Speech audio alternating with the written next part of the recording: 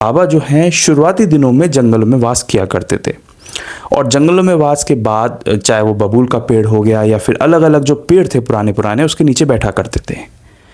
उसके बाद बाबा के पास कोई जाता नहीं था, क्योंकि भक्तों को इतना यकीन नहीं था। भक्त समझते थे कि कोई व्यक्ति है, कुछ बंजारा है जो आया है और यहाँ पर बैस रहा है। बाबा का उस वक्त भी ये प्रक्रिया थी कि बाबा जो है वो भिक्षा लेकर जो भोजन दे जाता था उसको ग्रहण कर लेते थे। उसके बाद बाबा उस नीम वृक्ष के पास बैठने लगे, जो नीम वृक्ष के पास वो 16 वर्ष की आयु में प्रकट हुए थे।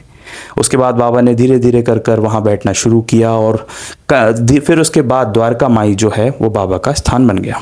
द्वारका माई में शुरुआती दिनों में बाबा एक हकीम के नाम से फेमस हो गए थे, क्योंकि जो भी भक्त बाबा से मिलने आते थे या जो प्रॉब्लम लेके आने लगे धीरे धीरे, तो बाबा उन्हें जड़ी बूटियाँ देते थे। साईं सच्चरित्र में भी और जो नरसिम्हा स्वामी जी और जो भी ऑथर्स ने बुक्स लिखी है, उन सब में एक बात कॉमन मिलती है, वो ये है कि शुरुआती दिनों में बाबा एक हकीम के तौर पर फेमस हो गए थे। हकीम यानी कि एक चिकित्सक, एक आयुर्वेदिक का चिकित्सक, क्योंकि बाबा को जड़ी बूटियों को बहुत अच्छा ज्ञान था। जो जंगल में जड़ी बूटियां मिलती हैं उसका बहुत अच्छा ज्ञान था। और कई सारे ऑथर्स, कई सारी स्टोरीज में हमें ऐसा पढ़ने को भी मिलता है और साइंस सच्चरित्र में भी दिया हुआ है कि बाबा को औषधि का जो है वो बहुत अच्छा ज्ञान था, नॉलेज था। चाहे वो जंगली औषधियाँ हो गई, तो जो शुरू शुरू में भक्त बाबा के पास आया करते थे वो औषधि लेने आया करते थे, तो बाबा उन्हें अलग अलग तरीके से पत्ते पीस के या किसी भी तरीके से औषधि दिया करते थे। तो हकीम के तौर पे बाबा पहले फेमस हुए।